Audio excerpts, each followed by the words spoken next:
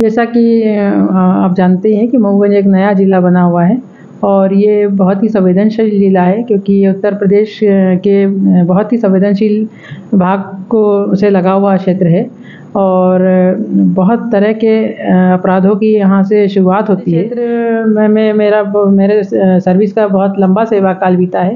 पहले भी एसपी के रूप में कहाँ रह चुकी हैं?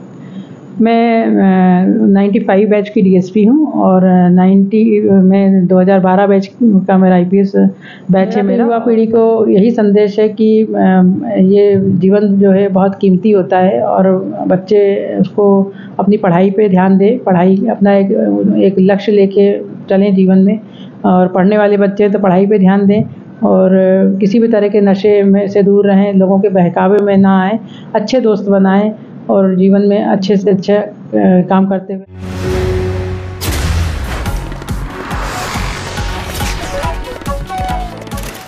मऊगंज में अपराध पर नकेल कसने के लिए एसपी रचना ठाकुर का बड़ा अभियान। नमस्कार, बहुत बहुत स्वागत है आपका यश तक डिजिटल न्यूज टीवी पर। खबर मध्य प्रदेश के नवीन जिले मऊगंज से है, जहां जिले में अपराधों और नशीली पदार्थों की तस्करी पर लगाम लगाने के लिए पुलिस अधीक्षक रचना ठाकुर ने एक बड़ा अभियान छेड़ दिया है। 2012 बैच की आईपीएस अधिकारी रचना ठाकुर, जिन्होंने रीवा और विद्या क्षेत्र में डीएसपी के रूप में सेवाएं दी हैं, मऊगंज जिले में कार्यभार संभालते ही अपराधियों और नशीली पदार्थों के खिलाफ सख्त कदम उठाए हैं। मऊगंज जो यूपी बिहार बॉर्डर के पास स्थित है और नशे के तस्करों का प्रमुख गढ़ माना जाता है, में कई बड़ी कार्रवाइयों को अंजाम दिया जा चुका है।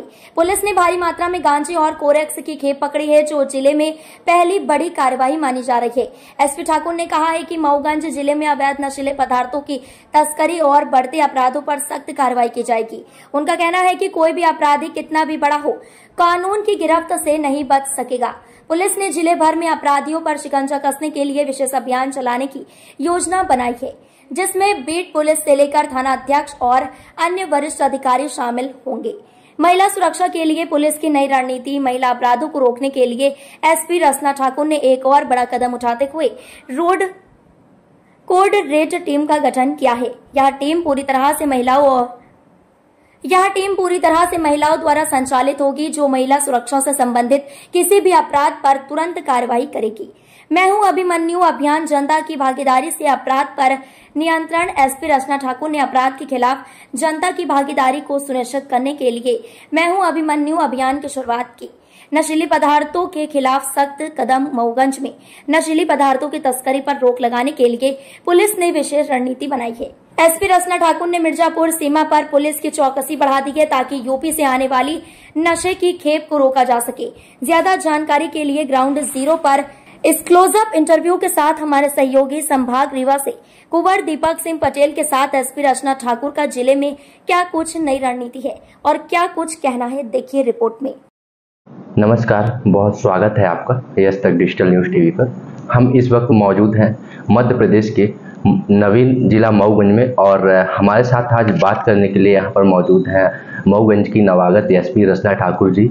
और मैम से हम जानेंगे, मैम किस बैच की आईपीएस अधिकारी हैं, पहले भी कहाँ सेवा दे चुकी हैं और मऊगंज में यहाँ आई हैं तो क्या कुछ इनकी रणनीति होगी, अपराध को किस तरह से नियंत्रण किया जाएगा, और कई सारे मुद्दे हैं जिसमें हम बात करेंगे। मैम जी, मैम बहुत बहुत स्वागत है आपका यश तक digital news TV. Thank you ma'am. Mauganj Rewa जिले से अलग होकर नया जिला बना है और यहाँ की आप सेकंड नंबर द्वितीय एसपी के रूप में काम करेंगी जी। क्या कुछ यहाँ के लिए आप आई तो क्या कुछ यहाँ नया क्या कुछ करना चाहती हैं?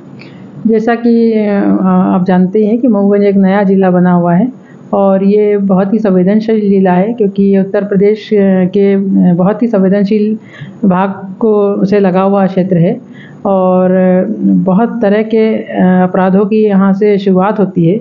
तो जैसे कि कोरेक्स वगैरह का जो एक आवागमन है पूरे क्षेत्र में, वो भी मऊगंज ज़िले की बॉर्डर से होता है।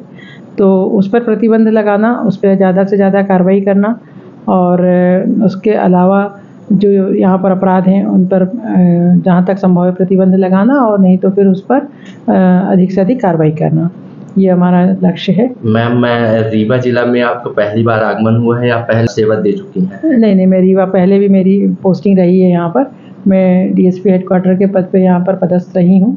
इसके अलावा मैं यहाँ पर एसपी एमटीएस और एसपीपीटीएस भी रही हूँ।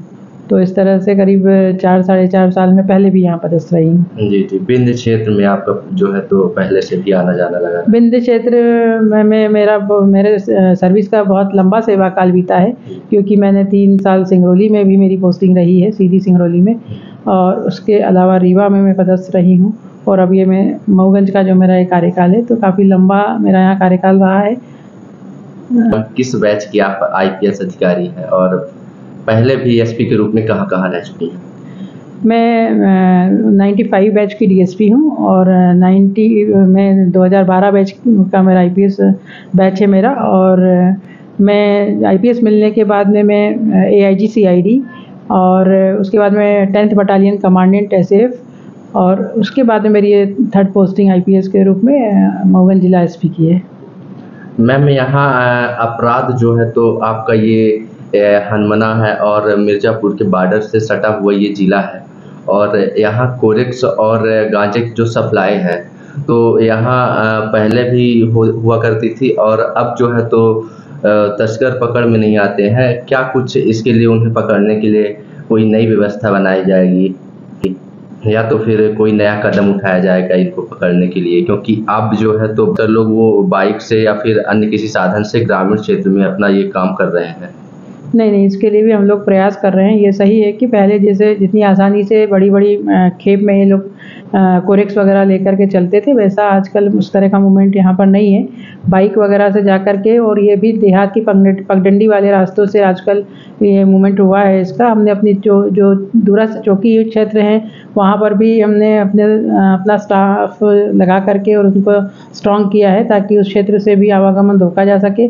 और हम लोग सतत इस पर नज़र भी बनाए हुए हैं और भी तकनीकी सहायता के माध्यम से भी हम इनकी मॉनिटरिंग कर रहे हैं कि अगर ये लोग इस तरह से यहाँ पर इनका आवागमन होता है तो हम इन पर कार्रवाई कर सकें।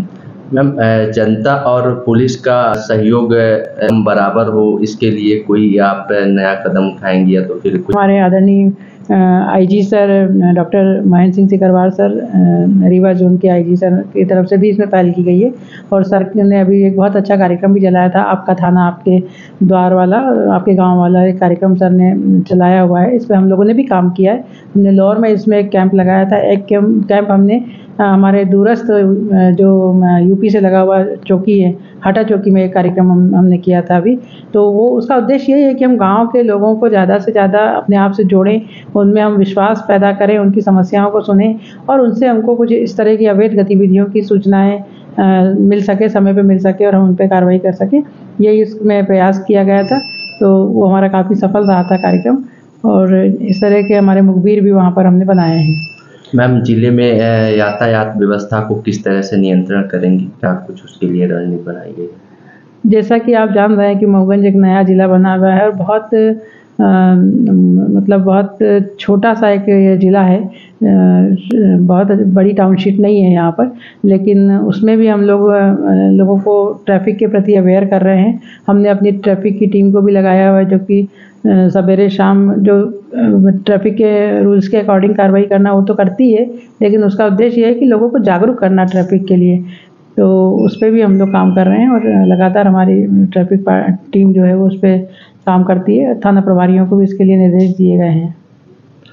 मैम, ज़िले में अभी तो जो नवरात्र का त्यौहार चल रहा है और मंदिर हो गए, जो कुछ पवित्र स्थान है वहाँ अडभुजी हो गया और इधर सारे कई देवस्थान ऐसे भी हैं जहाँ काफ़ी भीड़ होती है और लोगों का आना जाना लगा रहता है। वहाँ की पुलिसिंग के लिए क्या कोई कुछ व्यवस्थाएं बनाई गई हैं? वहाँ किस प्रकार से व्यवस्थाएं हैं? जैसा अष्टभुजा देवी का मंदिर है वहाँ पर हमने मतलब 24 घंटे के लिए हमारी व्यवस्था लगी हुई है और वही पास में हमारा फोर्स भी रहता है और जो राउंड द क्लॉक ड्यूटी करते रहते हैं। और ये प्रयास रहा है अभी तक, जैसे आज सप्तमी हो गई है तो यही प्रयास रहा कि किसी तरह की कोई घटना घटित ना हो और वो व्यवस्थित ढंग से लोग अपने इष्ट देव के दर्शन कर पाएँ। तो हमने वहाँ पे अच्छी से अच्छी व्यवस्था पुलिस की भी बनाई है, कंट्रोल रूम भी बनाया है वहाँ पर और लगातार ये मॉनिटरिंग की जा रही है कि महिलाएं वगैरह भी आती हैं, अच्छे से शांतिपूर्ण ढंग से वहाँ पे अपने मंदिर में दर्शन वगैरह कर सके और किसी तरह की उनके साथ में कोई घटना घटित नहीं हो। इसी तरह से जो नवरात्रि के अलग अलग पंडाल बनाए गए हैं, वहाँ पर भी हमने आयोजकों से पहले ही बात करके ये सुनिश्चित कराया है कि वहाँ पे सुरक्षा किस तरह से चाक चौबंद रहे। लगातार हम लोग वहाँ पेट्रोलिंग भी करते हैं। रात में भी हमने उन लोगों से ये बात की थी कि वहाँ कोई ना कोई सुरक्षा की दृष्टि से उपस्थित रहेंगे, तो वहाँ भी रात में उनका स्टाफ जिसको भी उन्होंने पाबंद किया होता है वो लोग वहाँ पर सोते हैं। उनके नंबर हमारे पास रहते हैं, थाने वालों के नंबर उनके पास रहते हैं, ताकि वो त्यौहार जो है वो बहुत ही अच्छे से शांतिपूर्ण ढंग से मनाया जा सके। मैम, जिला ये मऊगंज जो है तो नया जिला है और यहाँ पुलिस व्यवस्था की कुछ कहना लोगों का ऐसा है कि कुछ कमी है और जिसके कारण पुलिस को भी बराबर काम करने में सहयोग नहीं मिल पाता है। थोड़ी बहुत कमी तो हर जगह होती है, यहाँ पर भी इस तरह की कमियाँ हैं, लेकिन जनता से हमारी और ज़्यादा अपेक्षा है कि हमको सहयोग करें ताकि पुलिस ज़्यादा सक्रियता से अपना काम कर सके, ज़्यादा परिणाम दे सके अपने काम के माध्यम से। तो ये एक हमारा ज़रूर हमको सहयोग की अपेक्षा है। तो उसके साथ साथ निश्चित रूप से पुलिस अपना काम और बेहतर ढंग से कर पाएगी। मैम, नशे की युवा पीढ़ी है जो वो ज़्यादातर लोग जो है तो कोरेक्स जैसे नशे को सेवन करते हैं, तो इसमें रोकथाम के लिए क्या करेंगी आप? इसमें ये जो नशे के तरफ बच्चे झुक जाते हैं, इसमें सबसे ज़्यादा ज़रूरी काम जो है वो है उनको जागरूक करना, उनको उसके दुष्परिणाम के बारे में बताना। तो अभी एक बहुत अच्छी योजना पुलिस मुख्यालय की तरफ से ही आई है, जिसको हमने नवरात्रि में जिस पे हम लोग काम कर रहे हैं, वो उसमें हमेशा यही रहता है कि हम लोग ज़्यादातर चीज़ें बच्चियों को सिखाने की कोशिश करते हैं। पर ये एक ऐसा कार्यक्रम है जिसका नाम है मैं हूँ अभिमन्यु। तो ये उसका कॉन्सेप्ट ये है कि जो टीनेजर बच्चे हैं, खास करके जो मतलब पुरुष वर्ग को महिलाओं के प्रति सम्मान करना और किसी भी तरह के नशे वगैरह से दूर रहने के लिए ही ये कार्यक्रम चलाया जा रहा है। तो अभी हमारा ये कार्यक्रम चल रहा है नवरात्रि में, पूरा समय हमने इसका पूरा प्रोग्राम बनाया हुआ है। उसमें हम लोग स्कूल में जाती है, हमारी टीम बच्चों से बात करती है, बच्चों को नशे के क्या दुष्परिणाम है उसके बारे में बताती हैं और महिलाओं का किस तरह से सम्मान करना चाहिए, क्यों ज़रूरी है उनका सम्मान करना, इस पर भी बात करती है। छोटी बच्चियां हैं तो उनसे गुड टच बैड टच के बारे में बात करती हैं। तो ये कर रहे हैं और हम लोगों ने अभी आदरणीय आईजी साहब के निर्देश पे, डीआईजी साहब के निर्देश पे हम लोगों ने एक नंबर भी दे दिया है, निर्धारित कर दिया, जो कि उनकी सेफ्टी के लिए रहेगा। वो जब भी चाहे तो उस पर कॉल कर सकते हैं किसी भी तरह का संकट आने पे या किसी भी तरह की उनको कोई उनके साथ में अपराध घटित हो रहा है या कहीं कोई डिस्कम्फर्ट है तो उसके लिए उनसे संपर्क कर सकते हैं। उसमें प्रभारी हमने महिला को ही बनाया है, महिला अधिकारी हमारी वो उसकी प्रभारी है और हम लोग उसको फ्लैक्स के माध्यम से और बैनर्स के माध्यम से स्कूल कॉलेज में लगा करके बच्चों को खुद हम लोग भी नोट करा रहे हैं इस नंबर को, ताकि वो हमसे कभी भी संपर्क कर सकें। मैम, जनता से क्या अपील रहेगी आपको कि पुलिस का सहयोग करें किस प्रकार से? मेरी जैसा कि मऊगंज एक नया ज़िला है, थोड़ी सी ज़िले के हिसाब से लोगों को ज़िले के नज़रिए से उसको देखना पड़ेगा और अपनी जिम्मेदारी को भी समझना पड़ेगा कि हमारा मऊगंज ज़िला बहुत अच्छा हो, आगे बढ़े, उसके लिए थोड़ा उनको भी सहयोग करना पड़ेगा। और जैसे कि ट्रैफिक में सहयोग की अपेक्षा है उनसे, और रक्षा समिति के माध्यम से पुलिस के साथ जुड़ के काम करें ज़्यादा से ज़्यादा, ये हमारी उनसे अपेक्षाएं हैं। और हमको काफ़ी सहयोग मिलता भी है, हमारे पत्रकार बंधुओं से मिलता है, आम जनता से भी मिलता है, लेकिन और ज़्यादा मिल करके अगर हमारे साथ सहयोग करेंगे तो बेहतर रिजल्ट इसके आएंगे। युवा पीढ़ी को क्या संदेश देना चाहेंगे? मेरा तो युवा पीढ़ी को यही संदेश है कि ये जीवन जो है बहुत कीमती होता है और बच्चे उसको अपनी पढ़ाई पे ध्यान दें, पढ़ाई अपना एक लक्ष्य लेके चलें जीवन में, और पढ़ने वाले बच्चे तो पढ़ाई पे ध्यान दें और किसी भी तरह के नशे में से दूर रहें, लोगों के बहकावे में ना आए, अच्छे दोस्त बनाएं और जीवन में अच्छे से अच्छा काम करते हुए आगे बढ़ने का प्रयास करें। यही मेरा संदेश है। बहुत बहुत धन्यवाद। Thank you.